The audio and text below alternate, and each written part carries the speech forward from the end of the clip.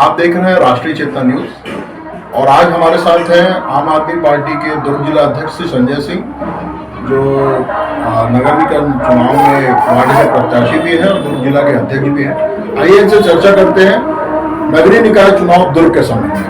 संजय जी, आपका राष्ट्रीय चेतना न्यूज में स्वागत है। आप पहले ये बताएंगे कि कितने पार्षद प्रत्याशी आपके नगरीय निकाय चुनाव में आपकी पार्टी के हैं?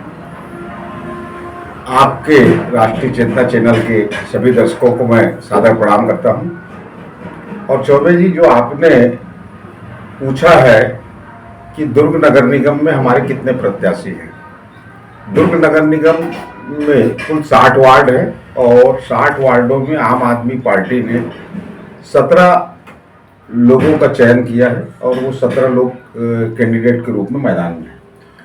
तो ये बात तो तय है कि महापौर प्रत्याशी नहीं होना और सारे वार्डों में प्रत्याशियों का नहीं होने से ये तो स्पष्ट है कि आप निगम सरकार में काबिज होने की स्थिति में नहीं है और उस नियत से आप चुनाव नहीं लड़ रहे।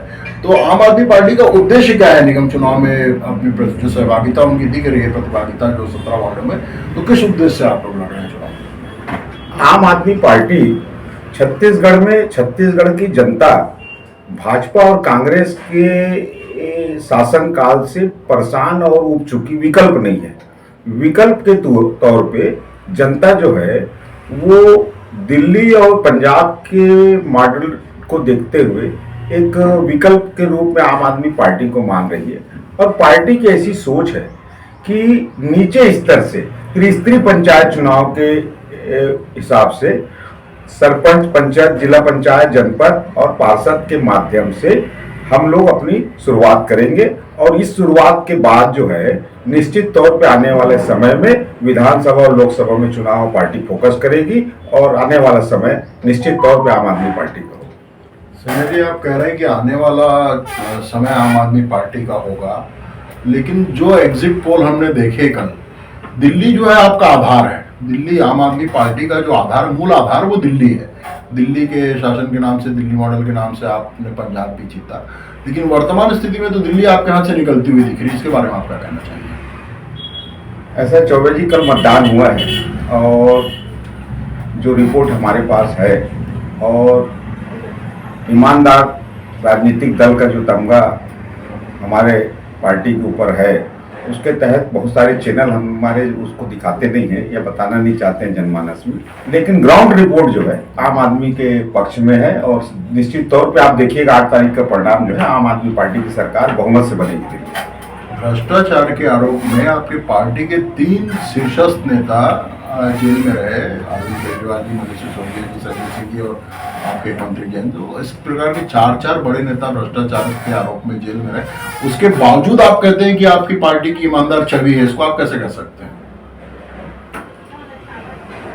भ्रष्टाचार का आरोप तो राजनेताओं के ऊपर या विरोधी दल के ऊपर आदमी जो है हरासमेंट कराने के लिए लगा तो देता है या लग जाता है, या जिस टाइप की देश में कानून की व्यवस्था या वो देख रहे हैं उसमें वो सब आरोप हुए, सिद्ध कहीं पे कुछ नहीं है। और वो सिद्ध नहीं है, इसीलिए जो है हमारे नेताओं का ग्राफ बढ़ रहा है और लोग आम आदमी पार्टी के ऊपर जो है बड़ी विश्वास कर रहे हैं। और दिन पे दिन जितना हरास किए हैं, जेलों में रख के हमारे नेताओं को प्रताड़ित करने का जो काम किया है, उसके बाद भी आम आदमी पार्टी का हर स्टेट में, देश में ग्राफ बढ़ते जा रहा है और छत्तीसगढ़ में भी देखने को मिलेगा। जेल में जाकर की प्रताड़ना की बात है, कुछ वीडियोस ऐसे भी आए थे जहां उनको सारी सुख सुविधाएं और एक ऐश्वर्य की सुविधा जो है वो भी जेल में आपके मंत्री जी को प्राप्त हो रही थी। ऐसे भी वीडियोस वायरल हुए थे। अब ऐसा है कि मोदी जी ने शुरुआत किया है और सोशल मीडिया और इसके माध्यम से पूरे देश को मोदी जी जो एक वो दिए हैं और यूथ ट्रेड के अंदर बहुत सारे जो बोकस वीडियो, बोकस समाचार, बोकस बातों को जो है वो प्लानिंग के तहत पूरे आप भाजपा के दुष्प्रचार का हिस्सा मानते हैं। अच्छा संजय जी, आप ये बताइए, आम आदमी पार्टी की कार्यशैली अन्य राजनीतिक दलों से एकदम भिन्न है। आम आदमी पार्टी को या आम आदमी के कार्यकर्ता को आंदोलनजीवी कार्यकर्ता कहा जाता है। आप लोग आंदोलन पे ही बहुत ज्यादा फोकस रहते हैं और विषय जो उठना चाहिए, जो मुद्दे होना चाहिए चुनाव में, वो सामान्यतः जो सत्ताधारी पार्टी है, सत्ताधारी दल के भ्रष्टाचार को ही आप लोग मुद्दा बनाते रहे हैं अभी तक। आज की बात नहीं कर रहा हूं, आज क्या मुद्दा है आपके, उसके बारे में हम चर्चा करेंगे। तो विकास के मुद्दे को लेकर आम आदमी पार्टी इतनी उदासीन क्यों है, और भ्रष्टाचार के मुद्दे के आधार पे और सत्ताधारी पार्टी के ऊपर आक्षेप लगाकर ही क्यों जीतना चाहते हैं, ये इसका पीछे कारण क्या है?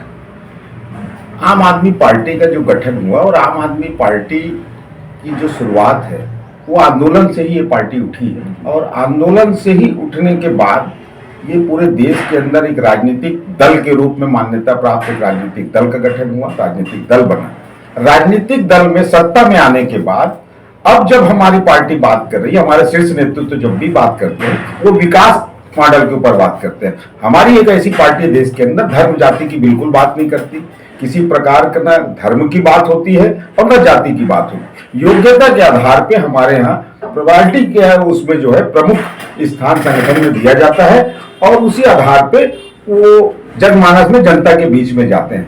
और नहीं, एक मिनट रोकना चाहूंगा। आपका कहना है कि जाति धर्म की बात नहीं होती।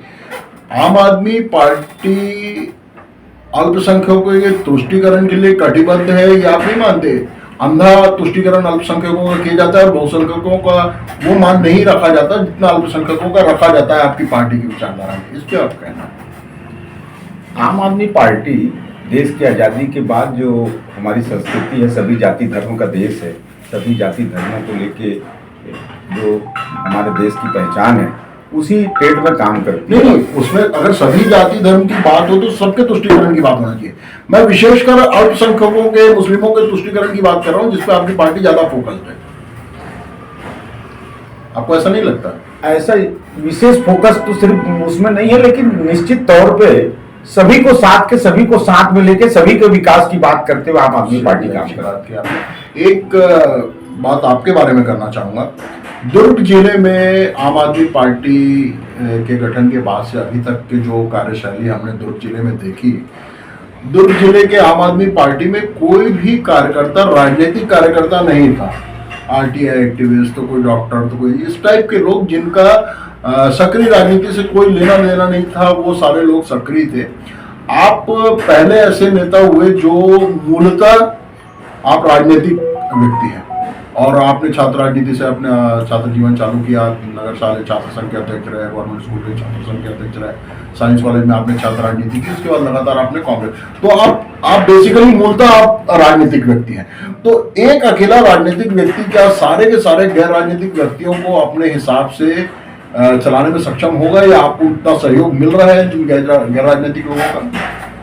बिल्कुल सही, छत्तीसगढ़ के राजनीतिक फीचर को आप समझते हैं चौधरी जी। आपने जो बात करी हमारे प्रदेश अध्यक्ष जी गोपाल साहू जी भी छात्र नेता रहे हैं, और तमाम जो लोग अब बड़ी संख्या में जुड़ रहे हैं। नहीं, मैं दुर्ग जिले की बात कर रहा हूँ। निश्चित तौर पर मैंने किसी राजनीतिक व्यक्ति को आम आदमी पार्टी में आज तक आप पहले आदमी, मेरी नजर में आप आम आदमी पार्टी के पहले नेता हैं जो शुद्ध रूप से राजनीतिक व्यक्ति है। बाकी जितने भी कार्यकर्ता और पदाधिकारी हैं वो प्योर पॉलिटिशियन नहीं है। तो ऐसे लोगों का जिनका राजनीतिक अनुभव भी नहीं रहा है और जो राजनीतिक व्यक्ति नहीं है, क्या उनके साथ आपका सामंजस्य बन पा रहा है? ये तो आप अच्छी बात की है।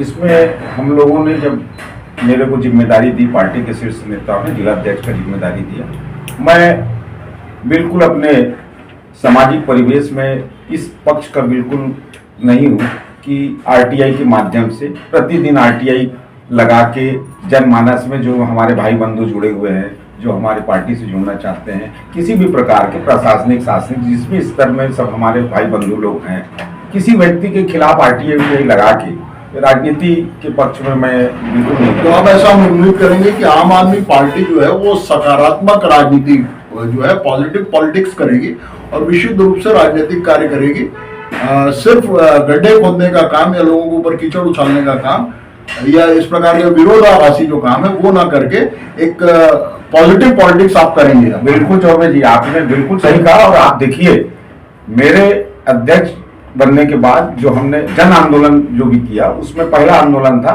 रविशंकर स्टेडियम में जो बच्चे जो खेलने कूदने जाते हैं और सुबह जो जाते हैं, हमने पूरे स्टेडियम का दौरा किया और स्टेडियम में जो बच्चों के साथ, हमारी बच्चियों के साथ जो खेलने जाते हैं, वहाँ यूरिनल की व्यवस्था नहीं, टॉयलेट की व्यवस्था नहीं है, इस टाइप की समस्याओं को हमने उठाया। राजेंद्र पार्क में जो ट्रैफिक की व्यवस्था है उसको दुरुस्त करने के लिए उसका प्राकलन बन गया। निश्चित रूप से आप चूंकि राजनीतिक व्यक्ति हैं, आपके जहन में निश्चित रूप से सब बातें होती हैं।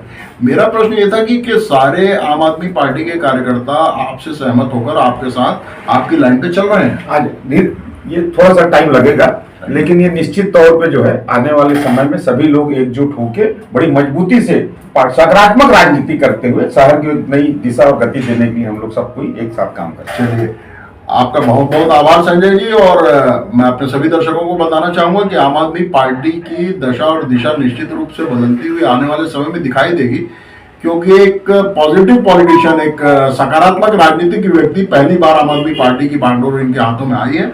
और निश्चित रूप से संजय जी जिस प्रकार की इनकी राजनीति रही है, ये बहुत जुझारू, संघर्षशील और मुखर होकर राजनीति करते रहे। तो इनकी मुखरता का लाभ पार्टी को मिले और भविष्य में संजय जी का अच्छा स्थान राजनीति में बने। आपको बहुत बहुत शुभकामनाएं। धन्यवाद। जय हिंद।